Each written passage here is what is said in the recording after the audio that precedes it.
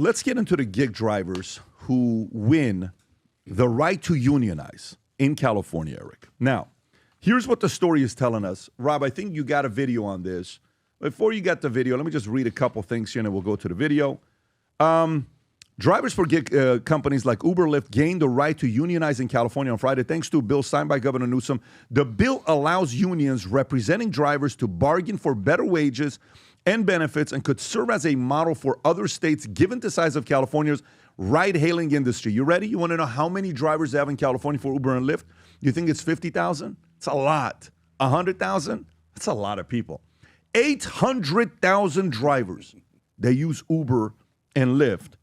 According to the bill's backers, only Massachusetts had a similar law which was passed through a ballot measure last year. The bill could help resolve a year-long fight in which drivers group have pushed for employee status, which confers protection like a wage floor and a right to unionize while gig companies resisted. Rob, go ahead and play this clip.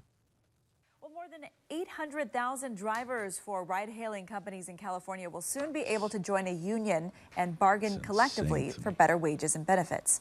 Governor Newsom signed the new measure into law yesterday. The governor and state lawmakers struck a deal with Uber and Lyft in September.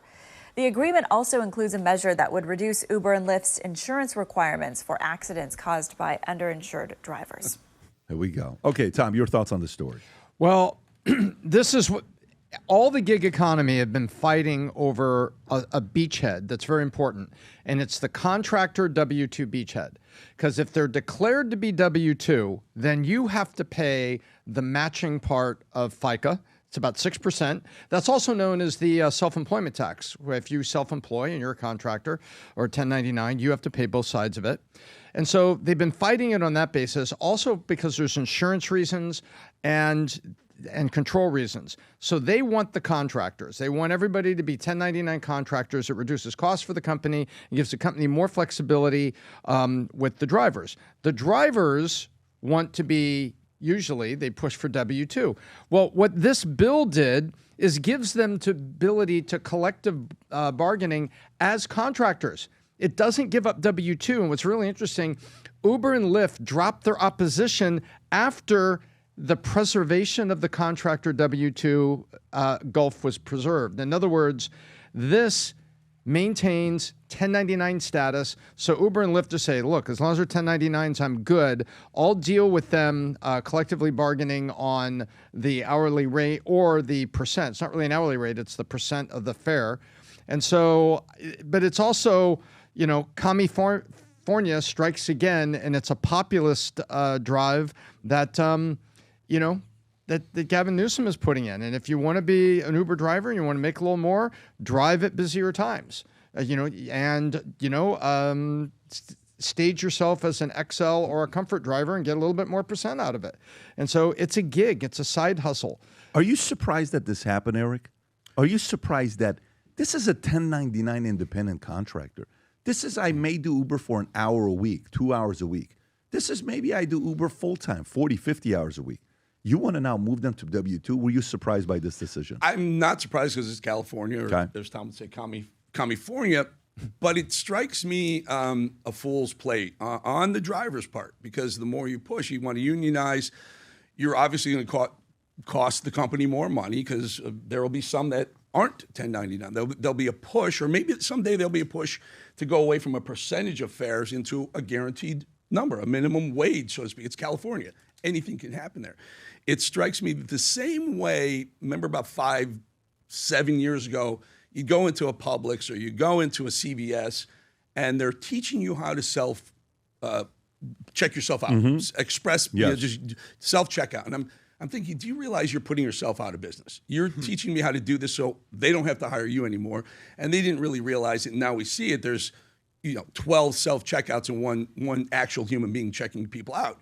The same thing's going to happen with the gig economies. If people are forcing these companies to accept them as a union, you're going to drive the cost up. And that technology of driverless autopilot cars is right around the corner.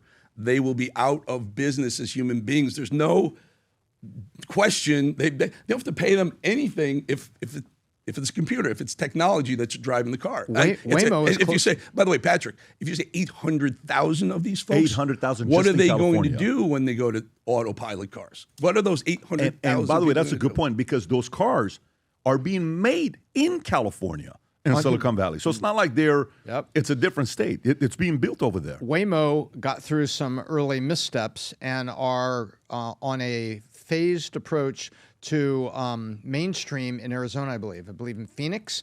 There's a human. There's a human that sits there, reading an ebook or something or texting. That has to be in there, but that's just part of the program. But what do you do when the human? Remember that human. Arizona said you have to have an emergency human there, but they're not driving. The car is driving. What happens when that's completely automated? And then they go back and said, you won this battle here, but then you lost the war. So, Brandon, your thoughts? Because I got a question for you guys on this topic because just last week we had the Teamster president, fourth generation president of Teamster, fourth president Teamster member. Now he's the youngest president, Sean O'Brien, who spoke at the RNC. He was here last week. And while I'm pushing back on union, I'm going to share with you what he did in the middle of it and how he looked at Rob and asked 4 questions from Rob just to see the business model of how unions work. But I'm going to come back to this. I got a question for you guys. Go ahead, Brandon. Your thoughts on this? Yeah, I just I dislike this so much, and I dislike this mindset so much. I was really annoyed when I was listening to that guy speak. And I did Uber for a little bit when I was in college, and I considered it a privilege to have the access to software that allowed me to make some money whenever I wanted to. If I wanted to take a couple hours here and there to drive people around, I don't think that these people should feel entitled to like having a set wage. Like I think that they should be thankful to have the access to this software that gives them the ability to make money when they want to. And you could say that lobbying that Uber does makes it more difficult for a competitor to come along and offer a better offer. Like, I mean, Lyft did that for a little bit. So, normally the market takes care of this type of thing. Like if it was really that bad of a rate or that bad of a deal or you couldn't function with it, then they wouldn't do it anymore. But there's still 800,000 people doing it. So obviously they're able to get what they want out of it for the most part. But yeah, Uber shouldn't be a thing you're doing full time anyway. It should be something you're doing to bridge yourself to something else. But the Pareto principle applies to this. I think where 80% of people are, not exceptional people, not willing to do whatever it takes to get what they want, and 20% of people are in that category. So I think you know what Sean O'Brien said? What's that? He said 95. I see audio, Tom.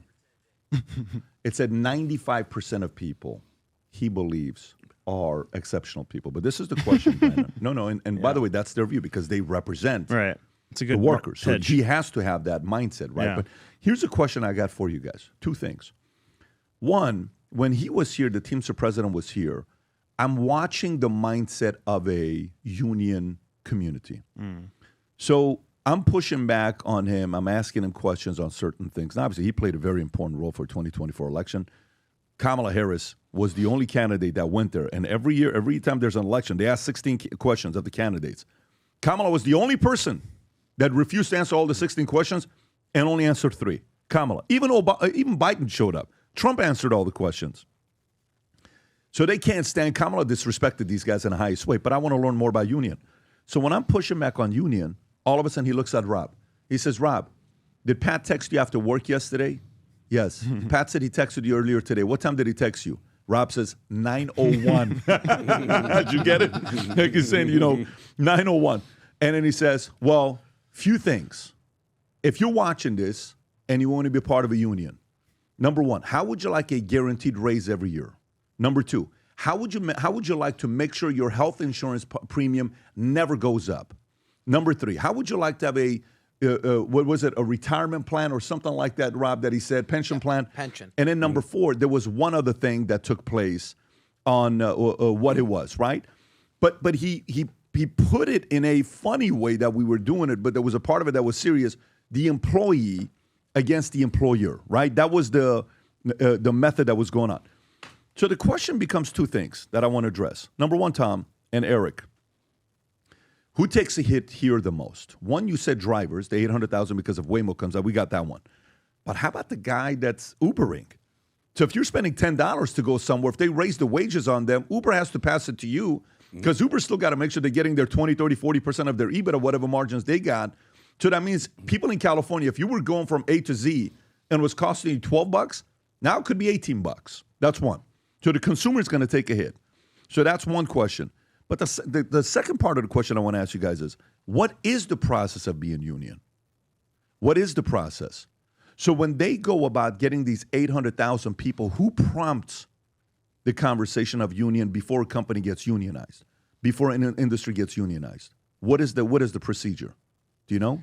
Well, I think you'll hear about these things, and Eric, I love your perspective too. You'll hear that there were union organizers. These are ambassadors from some main union. You've got United Auto Workers. You've got the giant one that's in Las Vegas, SEIU, service employees. SEIU, service employees that are all the maids and people working at hotels. So let's say I've got a hotel and I don't have union workers.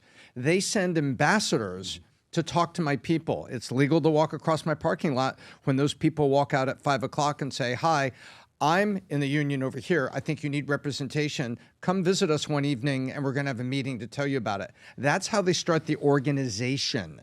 And they get people coming over and says, you guys could vote to unionize and then join us, and then we will be the mouthpiece for you. So that's usually what happens. You get people to evangelize, then they come to meetings, then they agree, hey, all of us at Pat and Tom's Independent Hotel, we should be in this because we can make $11 an hour, not $8 an hour, or whatever it is, and we get all these things. Let's go have a meeting over here. And they meet at Denny's, they meet places, and suddenly they're meeting in crowds, and suddenly we get a knock on the door that says, I got signatures from 200 of your 300 people that want to join this union. I'd like to know what you're going to do about it because we think your hotel, just like everybody else, should be a union shop.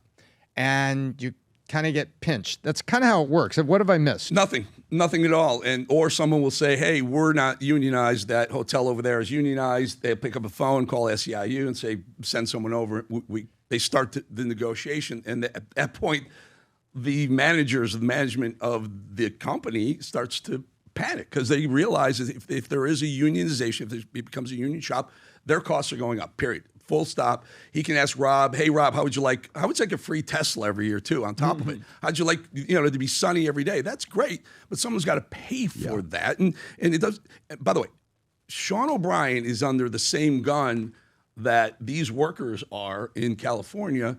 Teamsters, trucks are going to be driverless, too, eventually. Eventually, you're going to eliminate the human aspect of moving a vehicle from one place to the other. Airline pilots as well. They can unionize all you want, try and suck the last few drops of blood out of the turnip, so to speak, because they're on their way out. And that's the reality. So if I'm in the Teamsters or trucking or transportation industry or the gig economies, you just wait and you go, okay, we'll play this game with you until we see how things play out.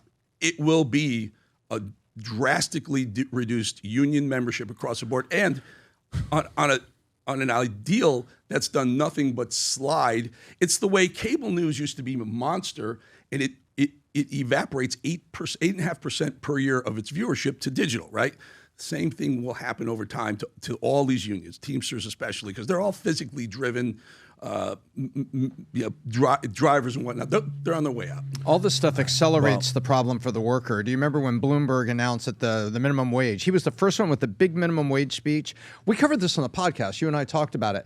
So he got all upset about fast food in New York. This is what we're going to do, the wage for fast food in New York. And you know what?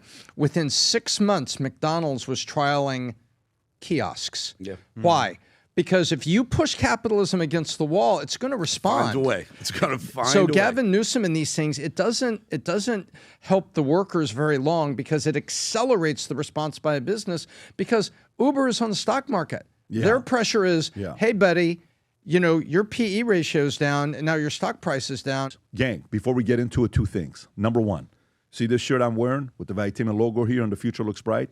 I have probably 30 shirts in my closet. My wife says, babe, these shirts are my favorites. When you wear them once, okay, you're going to see how it feels, how smooth it is. You're going to feel like someone's hugging you all day, telling you how awesome you are, okay?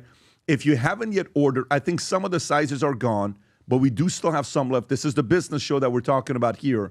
You got them in white with the gold logo, Future Looks Bright, on the bottom of the shirt. You got them in black, which looks great, and you got them in blue. Black goes with gold. And we have the blue as well. You may as well order all three of them if you are somebody that's in business and you're regularly wearing business shirts.